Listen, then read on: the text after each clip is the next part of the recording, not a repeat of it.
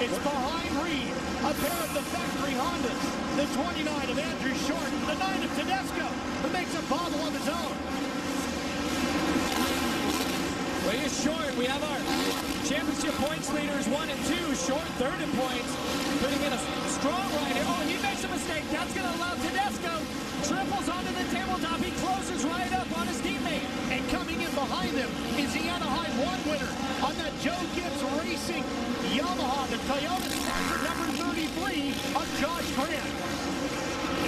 And Brock Hepler behind him on the number 60 Yamaha as well. There's Grant. Look at Grant. Oh, Grant he hopped through the whoop section. Just incredible. Here it is to the inside. He goes right after Tedesco. And Grant picks up the position. Josh Grant moves himself to front.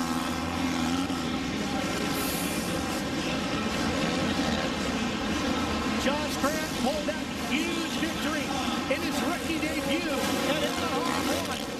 Grant takes the first win of his career in his opening Supercross race. What a way to kick off a career. I tell you, this track already here, just a few laps in, this track is deteriorated. It's going to be really tough to jump these triple jumps. There's Grant to the inside, trying to battle with Andrew Short now. This is a battle for third. Look how deep those ruts are, Ralph. And they still manage to apply the horsepower and jump that rhythm section the fastest way. We get past lap 10. If you can still jump that section, you are going to be rocking. And Jeff, I got to believe lap traffic will become an issue here as well as this race moves on. We've also heard mechanics talking about tires possibly being an issue as this main event goes on because of the sharp rocks that are poking up. In fact, Ivan Tedesco had a flat tire during practice. And here comes Grant to the outside. Almost bar to bar with Short. Through that rhythm. Oh, boy, look at Grant fighting to keep control of his Yamaha. Just cross-threaded the front wheel, but look, he gathers himself back up. Still, there it is. They almost made contact coming out of the corner. And it's the blue Yamaha moving to the front with Josh Grant on board. And look at how they have to fight through those ruts, Jeff, coming out of the corner. Well, look who's not giving up at all. Here's the number 9 of Ivan Tedesco. Tedesco back to the back section of number 29 of his stablemate, Andrew Short. Tedesco has a pair of fourth-place finishes already this year at Anaheim 3 and at Phoenix. Looking to see if he can get on the podium maybe for the first time this year. Look at the battle, Ralph. This is here. This is for the podium. There goes Tedesco. He's on the outside, though. He's going to have to carry some momentum and make it stick somewhere. There it is. That'll put him into fourth. Tedesco, one spot away from a podium finish. His first for the year. He can pull it off. And Brock Hepler coming along as well into this mix. There he goes. Hepler exiting the turn. Hepler coming alongside his Short. And he fights through that rhythm section. Can't keep control. And Josh Hill now on the 75 Yamaha. He wants in on this battle.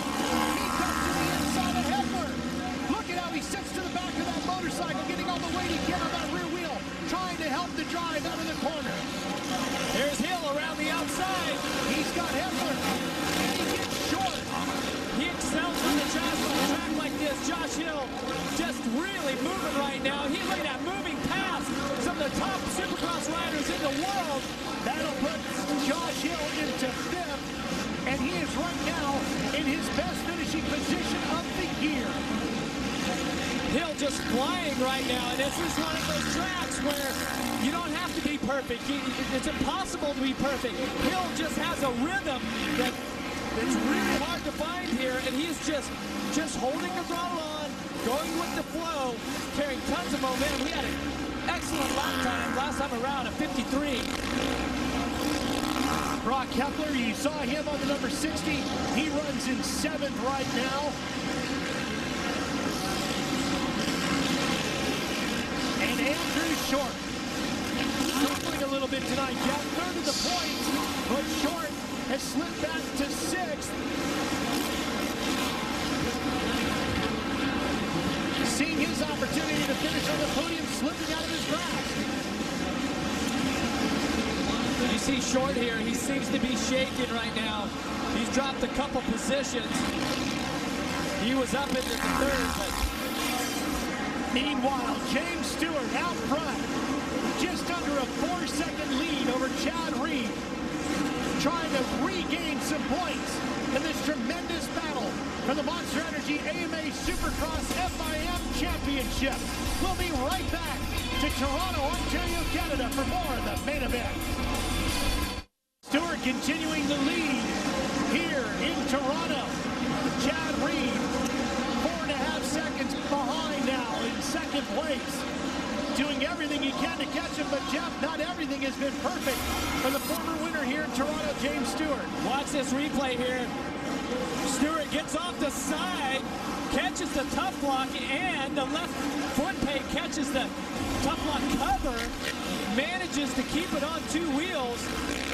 And this is that type of night where you're going to have those situations, but it has not affected James Stewart one bit, as he's now 4.7 seconds ahead of Reed and was a couple tenths of a second faster that last lap around.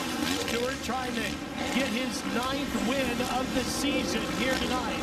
And I cannot stress how easy these guys are making this look, because riding this track at this level, at this pace that Stewart is throwing down right now, there's so much work that goes into that.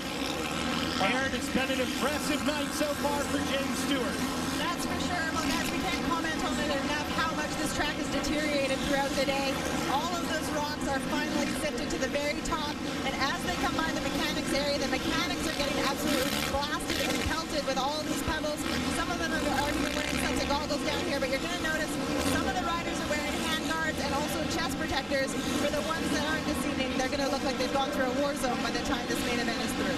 Jeff, what does that feel like when you get hit with those rocks? Yeah, a shotgun blast pretty much, you know. And, I'm telling you, Stewart, though, he's not running any hand guards. You can see up there in his gloves. And that's a rider that said, I'm not going to have to worry about these hand guards. I'm going to be out front. But the problem is that they are getting into the lapped riders very quickly right now.